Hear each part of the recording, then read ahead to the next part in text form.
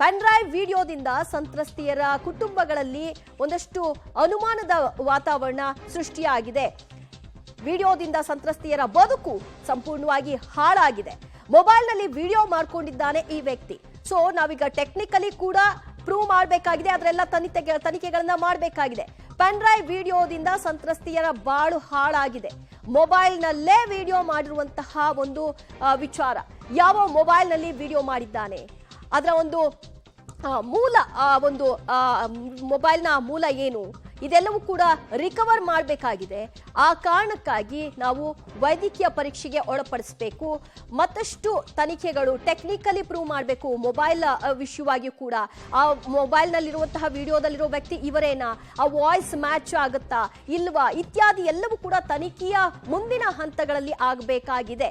So ಆ mobile ಅನ್ನ recover ಮಾಡಬೇಕು ಅಂತ ಕೂಡ ಹೇಳ್ತಾ ಇದ್ದಾರೆ. ರಿಕವರ್ ಮಾಡಬೇಕು ಅಂದ್ರೆ ಅವರು ನಮ್ಮ ಕಸ್ಟಡಿಗೆ ಬಂದಂತಹ ಸಂದರ್ಭದಲ್ಲಿ ನಾವು ಆ ಮೊಬೈಲ್ ಎಲ್ಲಿದೆ, ಯಾರ ಬಳಿ ಇದೆ, ಸೊ ಅದು ಅದರಲ್ಲಿರ್ತಕ್ಕಂತಹ ಸಂಪೂರ್ಣ ವಿಡಿಯೋಸ್ಗಳನ್ನ ಕಲೆಕ್ಟ್ ಮಾಡ್ಕೊಳ್ಬೇಕು.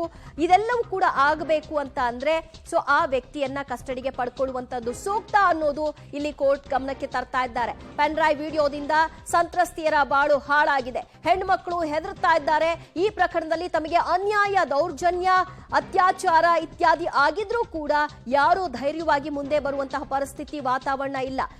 ಈ ಮೊಬೈಲ್ ಅನ್ನ ಈಗ ರಿಕವರ್ ಮಾಡೋ ಮೂಲಕವಾಗಿ ಮತ್ತಷ್ಟು ಧೈರ್ಯ ತುಂಬಿಸುವಂತಹ ಕೆಲಸವನ್ನ ಮಾಡಬೇಕು. ಉಳಿದ ಸಂತ್ರಸ್ತೆಯರಿಗೆ ತಮ್ಮ ವಿಡಿಯೋಗಳು ಇನ್ನು ಹೊರಗೆ ಬರಬಹುದು ಅನ್ನೋ ಭೀತಿಯಲ್ಲೂ ಕೂಡ ಹಲವು ಹೆಣ್ಣು ಮಕ್ಕಳಿದ್ದಾರೆ ಅಂತ ಕೂಡ ಹೇಳ್ಕೊಳ್ತಿದ್ದಾರೆ. ಈ ಕಾರಣಕ್ಕೆ ಅವನ ಮುಖ ಕಾಣ್ತಾ ಇಲ್ಲ. ಸೊ ವಿಡಿಯೋದಲ್ಲಿ ಮುಖ ಕಾಣ್ತಾ ಇಲ್ಲ ಅನ್ನೋ ಪ್ರಮುಖ ಅಂಶವನ್ನ ಕೆಲವರು ಪ್ರಸ್ತಾಪಿಸಿದ್ರು.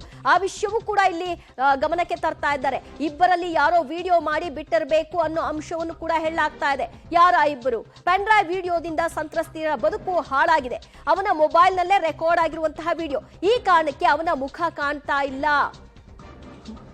ಮಧು ಎಂಬ ಸ್ನೇಹಿತ ಇದ್ದಾನೆ, ಪ್ರಜ್ವಲ್ಗೆ ಮಧು ಎಂಬ ಸ್ನೇಹಿತ ಇದ್ದಾನೆ. ಇಬ್ಬರಲ್ಲಿ ಯಾರೋ ವಿಡಿಯೋ ಮಾಡಿ ಬಿಟ್ಟಿರಬೇಕು ಅನ್ನೋ ಆರೋಪವನ್ನು ಕೂಡ ಇಲ್ಲಿ ಮಾಡಲಾಗ್ತಾ ಇದೆ. ಪ್ರಜ್ವಲ್ ದೇಶ ಬಿಟ್ಟು ಓಡಿ ಹೋಗಿದ್ದಂತಹ ವ್ಯಕ್ತಿ 34 ದಿನಗಳ ಬಳಿಕ ವಾಪಸ್ ಬಂದಿದ್ದಾನೆ ಈ ವ್ಯಕ್ತಿ. ಈ ಬಗ್ಗೆ ಈಗ ವಿಚಾರಣೆ ನಡಿಬೇಕಾಗಿದೆ. ವಿಚಾರಣೆ ಎಲ್ಲಷ್ಟು ಕೂಡ ಮುಂದಕ್ಕೆ ಹೋಗಿಲ್ಲ. ಪ್ರಬಲ ವಾದ ಮಂಡಿಸ್ತಾ ಇದ್ದಾರೆ ಎಸ್ಐಟಿ ಪರ ವಕೀಲರು. ಪ್ರಜ್ವಲ್ ಪೆನ್ ಡ್ರೈವ್ ವಿಡಿಯೋದಿಂದ ಸಂತ್ರಸ್ತೆಯ ಬದುಕು ಹಾಳಾಗಿದೆ ಅಂತ ಕೂಡ ಹೇಳ್ತಾ ಇದ್ದಾರೆ. ಮೊಬೈಲ್ ನಲ್ಲಿ ವಿಡಿಯೋ ಮಾಡಿದ್ದಾನೆ, ಅದು ಅವರ ಮೊಬೈಲ್ ಅಲ್ಲೇ ಆಗಿರೋದು. ಒಂದು ಆತ ಮಾಡಿರಬೇಕು ಅಥವಾ ಮಧು ಎಂಬ ವ್ಯಕ್ತಿ ಪ್ರಜ್ವಲ್ ರೇವಣ್ಣ ಅವರ ಆಪ್ತ, ಸೊ ಅವನು ಮಾಡಿರ್ಬೇಕು. ಇಬ್ರಲ್ಲಿ ಯಾರೋ ಒಬ್ರು ಮಾಡಿದ್ದಾರೆ ಅನ್ನೋದ್ರು ಕೂಡ ಹೇಳ್ತಾ ಇದ್ದಾರೆ. ಆ ಮೂಲ ಮೊಬೈಲ್ ಯಾವುದು ಅಂದ್ರೆ ಯಾವ ಮೊಬೈಲ್ ನಿಂದ ರೆಕಾರ್ಡ್ ಆಗಿದೆ ಅದನ್ನ ನಾವು ರಿಕವರ್ ಮಾಡ್ಕೊಳ್ಬೇಕಾಗಿದೆ. ಅವನ ಮೊಬೈಲ್ ನಲ್ಲಿ ಫೇಸ್ ಲಾಕ್ ಹಾಕೊಳ್ಳಾಗಿರುವಂತಹದ್ದು. ಈ ಕಾರಣಕ್ಕೆ ಅವನ ಮುಖ ಕಾಣ್ತಾ ಇಲ್ಲ ಇತ್ಯಾದಿ ಅಂಶಗಳನ್ನ ಇಲ್ಲಿ ಪ್ರಸ್ತಾಪಿಸ್ತಾ ಇದ್ದಾರೆ. ಮಧು ಎಂಬ ವ್ಯಕ್ತಿಯ ಪ್ರಜ್ವಲ್ ಸ್ನೇಹಿತನ ಹೆಸರು ಕೂಡ ಈಗ ಹೊಸದಾಗಿ ಅಲ್ಲಿ ಬರ್ತಾ ಇದೆ. ಇವರಿಬ್ಬರಲ್ಲೇ ಯಾರೋ ಈ ವಿಡಿಯೋ ಮಾಡಿ ಬಿಟ್ಟಿರಬೇಕು ಅಂತ ಕೂಡ ಹೇಳಲಾಗ್ತಾ ಇದೆ. ವಿಡಿಯೋ ಮಾಡಿಕೊಂಡು ಹರಿಬಿಟ್ಟಂತಹ ಪ್ರಕರಣಕ್ಕೆ ಸಂಬಂಧಪಟ್ಟ ಹಾಗೆ ಹೊಸದಾಗಿ ಸೆಕ್ಷನ್ ಅನ್ನು ಕೂಡ ಆಡ್ ಮಾಡಲಾಗಿದೆ. ಇವರ ವಿಷಯದಲ್ಲಿ ಯಾವ ಆಧಾರದ ಮೇಲೆ ಅರೆಸ್ಟ್ ಮಾಡಿದ್ದೀರಿ ಅನ್ನೋ ಜಡ್ಜ್ ಪ್ರಶ್ನೆಗೆ ಹಲವಾರು ರೀತಿಯ ಉತ್ತರಗಳನ್ನ ಕೊಡ್ತಾ ಹೋಗ್ತಾ ಇದ್ದಾರೆ. ರೀಸನ್ಸ್ ಕೊಡ್ತಾ ಇದ್ದಾರೆ, ಯಾವ ಕಾರಣಕ್ಕೆ ಅರೆಸ್ಟ್ ಮಾಡಿದ್ದೀವಿ ಅಂತ.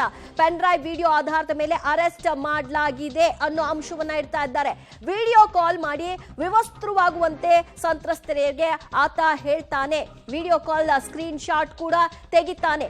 ಅಷ್ಟು ವಿಕೃತ ಮನಸ್ಸಿನ ವ್ಯಕ್ತಿ ಈತ. ಪ್ರತಿಯೊಂದನ್ನು ಕೂಡ ರೆಕಾರ್ಡ್ ಮಾಡಿ ಇಟ್ಕೊಂಡಿರ್ತಕ್ಕಂತಹ ವಿಕೃತ ಮನಸ್ಸಿನ ವ್ಯಕ್ತಿ ಈತ. ಈವರೆಗೂ ಪ್ರಜ್ವಲ್ ಏನನ್ನು ಕೂಡ ಬಾಯ್ಬಿಟ್ಟಿಲ್ಲ. ಈವರೆಗೂ ಪ್ರಜ್ವಲ್ ಇಂದ ಯಾವ ಒಂದು ಹೇಳಿಕೆಗಳನ್ನು ಈ ಕೇಸ್ಗೆ ಸಂಬಂಧಪಟ್ಟ ಹಾಗೆ ಒಂದೇ ಒಂದು ಉತ್ತರವನ್ನು ಕೂಡ ಪಡ್ಕೊಳ್ಳಿಕ್ಕೆ ಸಾಧ್ಯವಾಗಿಲ್ಲ. ನಿನ್ನೆ ಅಷ್ಟೇ ಕರೆದುಕೊಂಡು ಬಂದಿರೋದು, ಬೆಳಗ್ಗೆ ಅಷ್ಟೇ ಒಂದಷ್ಟು ಹೇಳಿಕೆಗಳನ್ನ ಪಡೆಯೋ ಕೆಲಸಗಳು ಆಗಿರೋದು. ಈ ಸಂದರ್ಭದಲ್ಲೂ ಕೂಡ ಪ್ರಾಥಮಿಕ ವಿಚಾರಣೆ ವೇಳೆ ಏನನ್ನೂ ಕೂಡ ಹೇಳಿಲ್ಲ ಅನ್ನೋ ಅಂಶವನ್ನ ಹೇಳ್ತಾ ಇದ್ದಾರೆ. ಈವರೆಗೂ ಪ್ರಜ್ವಲ್ ಇಂದ ಈ ಕೇಸ್ಗೆ ಸಂಬಂಧಪಟ್ಟ ಹಾಗೆ ಒಂದೇ ಒಂದು ಉತ್ತರವನ್ನು ಕೂಡ ಪಡ್ಕೊಳ್ಳಿಕ್ಕೆ ಸಾಧ್ಯ ಆಗಿಲ್ಲ. ಏನು ಈ ಪ್ರಕರಣದಲ್ಲಿ ಕೇಳಿ ಬರ್ತಾ ಇರುವಂತಹ ಆರೋಪ, ಸೊ ಅಂದ್ರೆ ಅದಕ್ಕೆ ಮುಂಚಿತವಾಗಿ ಅವರು ವಿಡಿಯೋ ಮಾಡ್ಕೊಂಡು ಇದು ಷಡ್ಯಂತ್ರ, ರಾಜಕೀಯ ಪಿತೂರಿ ಅಂತೆಲ್ಲ ಏನು ಹೇಳಿದ್ರು, ಅದು ಅವರು ಸೋಷಿಯಲ್ ಮೀಡಿಯಾದಲ್ಲಿ ಹಾಕೊಂಡಂತಹ ಒಂದು ವಿಡಿಯೋ ಅಷ್ಟೇ. ಆದ್ರೆ ತನಿಖೆಯ ಸಂದರ್ಭದಲ್ಲಿ ಈ ವಿಚಾರಗಳು ಮಾತನಾಡಿಲ್ಲ ಅಥವಾ ಬೇರೆ ಈ ವಿಷಯಕ್ಕೆ ಸಂಬಂಧಪಟ್ಟ ಹಾಗೆ ಯಾವುದೇ ಉತ್ತರಗಳು ಕೂಡ ನಮಗೆ ಕೊಟ್ಟಿಲ್ಲ. ತನಿಖೆಗೆ ಸಹಕಾರವನ್ನ ಕೊಡುವಂತಹ ನಿಟ್ಟಿನಲ್ಲಿ ಆತ ಕೆಲಸ ಮಾಡ್ತಾ ಇಲ್ಲ. ಸೊ ಎಲ್ಲ ವಿಚಾರವನ್ನ ಗಮನಿಸಿಕೊಂಡು ನಾವು ಕಸ್ಟಡಿಗೆ ಕೇಳ್ತಾ ಇದ್ದೀವಿ, ಹೆಚ್ಚಿನ ವಿಚಾರಣೆ ನಡೆಸಬೇಕಾಗಿದೆ, ಮೊಬೈಲ್ ರಿಕವರಿ ಮಾಡ್ಕೊಳ್ಬೇಕಾಗಿದೆ ಮತ್ತು ಈ ಮೊಬೈಲ್ ಅಲ್ಲಿ ರೆಕಾರ್ಡ್ ಆದದ್ದು ಮತ್ತು ಹರಿಬಿಟ್ಟದ್ದು ಇದರ ಬಗ್ಗೆಯೂ ಕೂಡ ಸಮಗ್ರ ತನಿಖೆ ಆಗಬೇಕಾಗಿದೆ ಅನ್ನೋ ಅಂಶ. ಸಂತ್ರಸ್ತೆಯರ ಬಾಳ ಹಾಳಾಗಿದೆ, ಅವರ ಕುಟುಂಬಗಳಲ್ಲಿ ಬಹಳ ನೋವಿನ ಅನುಮಾನದ ಸ್ಥಿತಿ ನಿರ್ಮಾಣಗೊಂಡಿದೆ ಅನ್ನುವಂತಹ ವಾತಾವರಣ ಇದೆ ಅನ್ನೋ ವಿಷಯವನ್ನು ಕೂಡ ಗಮನಕ್ಕೆ ತಂದಿದ್ದಾರೆ. SIT ಪ್ರಶ್ನೆಗೆ ಸರಿಯಾಗಿ ಉತ್ತರಿಸ್ತಾ ಇಲ್ಲ ಪ್ರಜ್ವಲ್ ರೇವಣ್ಣ, ಎಲ್ಲಿ ಹೋಗಿದ್ದೆ ಎಂಬ ಮಾಹಿತಿ ಕೂಡ ಕೊಡ್ತಿಲ್ಲ.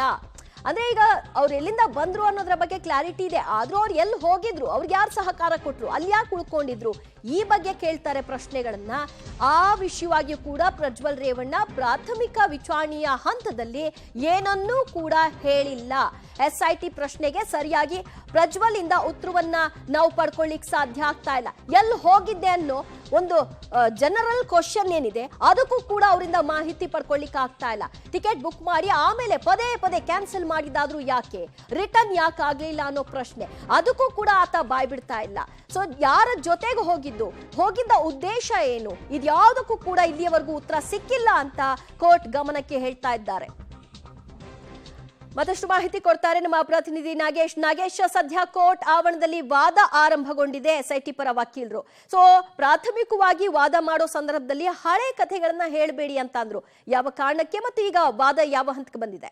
ದಿವ್ಯಜ್ಯೋತಿ, ಈಗಾಗಲೇ ಅತ್ಯಾಚಾರ ಆರೋಪ ಪ್ರಕರಣದಲ್ಲಿ ಬಂಧನವಾಗಿರುವಂತಹ ಪ್ರಜ್ವಲ್ ರೇವಣ್ಣ ಅವರನ್ನ ಜನಪ್ರತಿನಿಧಿಗಳ ನ್ಯಾಯಾಲಯಕ್ಕೆ ಹಾಜರುಪಡಿಸಿರುವಂಥದ್ದು. ಹಾಜರುಪಡಿಸಿ SIT ಅಧಿಕಾರಿಗಳು ಕಸ್ಟಡಿಗೆ ಪಡೆಯಲು ಈಗಾಗಲೇ ಮನವಿಯನ್ನ ಮಾಡ್ಕೊಂಡಿರುವಂಥದ್ದು. ಆರಂಭದಲ್ಲಿ ಈ ಹಿಂದೆ ಅವರು ಹೋಗಿದ್ದಂಥ ಕಥೆಯನ್ನು ಹೇಳ್ತಿದ್ದಂಥ ಸಂದರ್ಭದಲ್ಲಿ ಆ ಕಥೆಯನ್ನು ಬಿಟ್ಟು ಈಗ ಯಾವ ಆಧಾರದ ಮೇಲೆ ಅವರನ್ನು ಅರೆಸ್ಟ್ ಮಾಡಿದ್ದೀರಾ ಅನ್ನುವುದನ್ನು ಸ್ಪಷ್ಟಪಡಿಸಿ ಅನ್ನುವಂಥ ಮಾತನ್ನು ಜಡ್ಜ್ ಹೇಳಿದಂಥ ಸಂದರ್ಭದಲ್ಲಿ ಆತ ಮಹಿಳೆಯರ ವಿಡಿಯೋನ ಮಾಡ್ಕೊಂಡಿದ್ದಾನೆ ತನ್ನದೇ ಮೊಬೈಲಲ್ಲಿ ಅನ್ನುವಂಥ ಕಾರಣಕ್ಕೆ ಆ ಒಂದು ಪ್ರಕರಣದ ಆಧಾರದ ಮೇಲೆ ಆತನನ್ನು ಅರೆಸ್ಟ್ ಮಾಡಿದ್ದೀವಿ ಅನ್ನುವಂಥದ್ರ ಬಗ್ಗೆ ಸ್ಪಷ್ಟನೆಯನ್ನು ಕೊಟ್ಟಿರುವಂಥದ್ದು. ಅದರ ಜೊತೆಗೆ ಈತ ಈಗಾಗಲೇ ಈ ಒಂದು ಪ್ರಕರಣ ಈ ಬೆಳಕಿಗೆ ಬರ್ತಿದ್ದಂತೆ ವಿದೇಶದಲ್ಲಿ ಹೋಗಿ ತಲೆಮರೆಸ್ಕೊಂಡಿದ್ದ, ಜೊತೆಗೆ ಬಹಳಷ್ಟು ಮಹಿಳೆಯರ ವಿಡಿಯೋಗಳನ್ನು ತನ್ನ ಮೊಬೈಲಲ್ಲೇ ಮಾಡಿದ್ದಾನೆ. ಈತನಿಗೆ ವಿಕೃತ ಕಾಮಿ ಅಂತ ಹೇಳಿದ್ರು ಕೂಡ ತಪ್ಪಾಗೋದಿಲ್ಲ ಅನ್ನುವಂಥದ್ರ ಮನವರಿಕೆಯನ್ನು ಮಾಡಿಕೊಡುವಲ್ಲಿ ಈಗಾಗಲೇ ವಕೀಲರು ಸ್ಪಷ್ಟನೆ ಕೊಡ್ತಿರುವಂಥದ್ದು. ಜೊತೆಗೆ ಈಗಾಗಲೇ ಬಹಳಷ್ಟು ಅವರಿಗೆ ಡಿಪ್ಲೊಮ್ಯಾಟಿಕ್ ಪಾಸ್ ಇದೆ, ಅದನ್ನು ರದ್ದು ಮಾಡಬೇಕು ಅಂತ ಹೇಳಿ ನಾವು ಈಗಾಗಲೇ ಪತ್ರವನ್ನು ಕೂಡ ಬರೆದಿದ್ವಿ